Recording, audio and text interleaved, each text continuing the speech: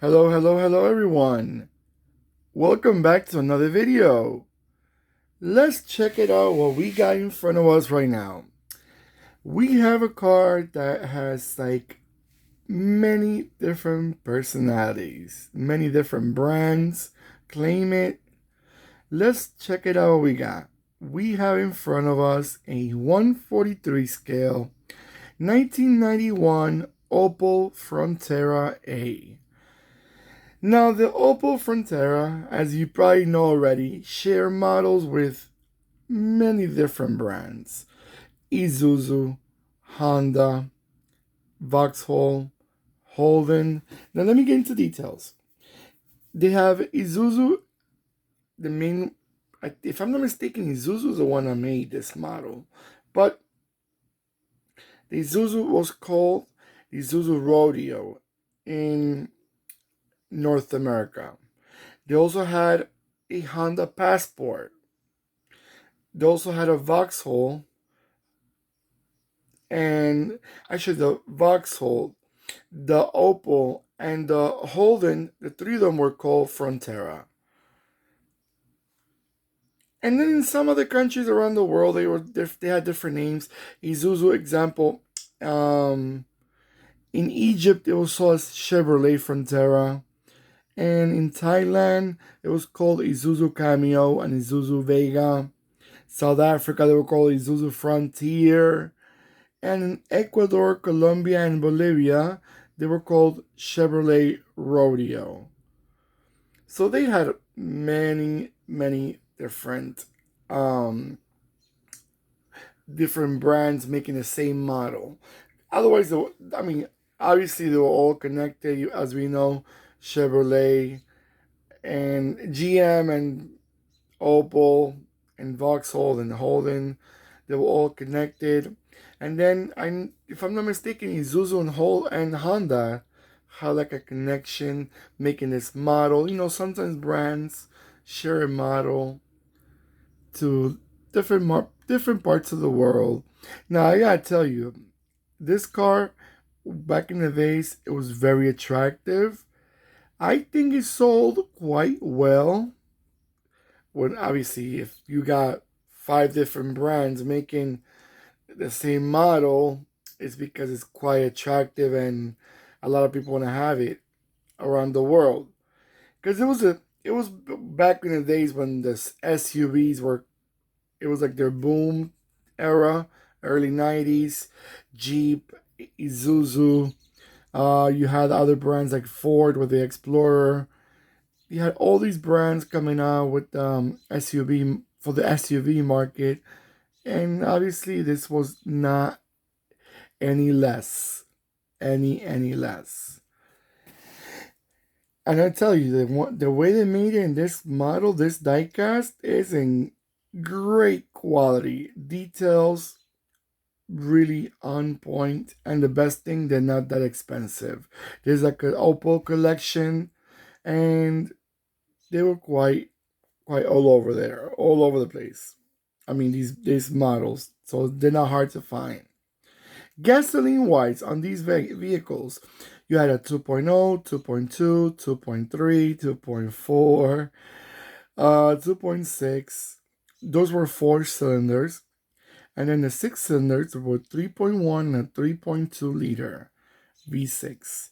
Then you had the diesel ones. Diesel were 2.3, 2.5, and then you had a 2.8, 3.0, and 3.1. So you had a lot of options. Obviously, depends on the country. A lot of engines do not. It depends on the country they go. Some countries they don't like big engines.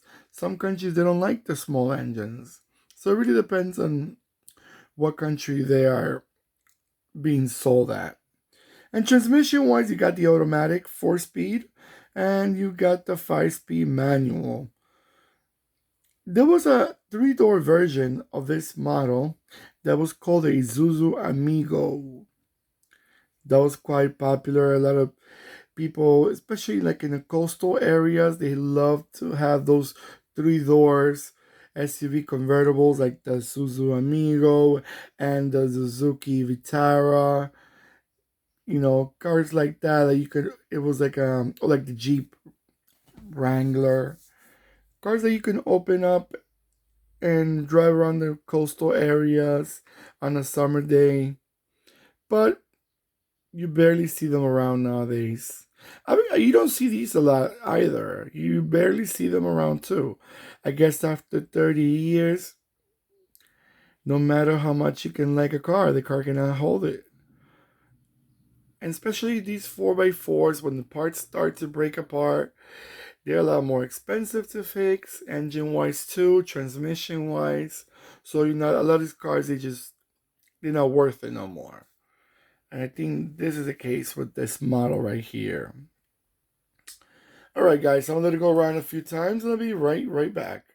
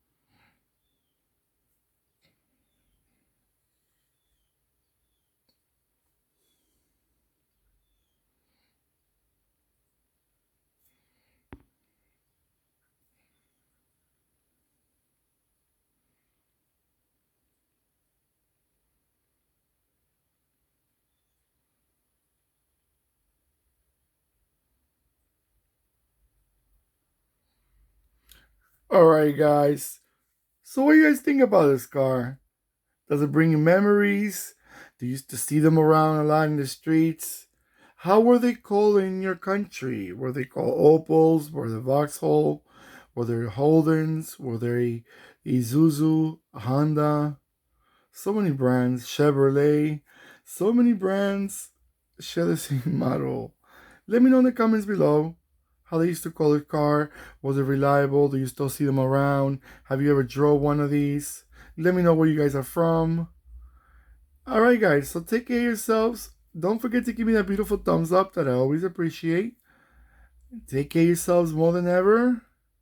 Don't forget to click and subscribe, and the bell next to the subscribe button will remind you when I'm posting more videos. Alright everyone, goodbye.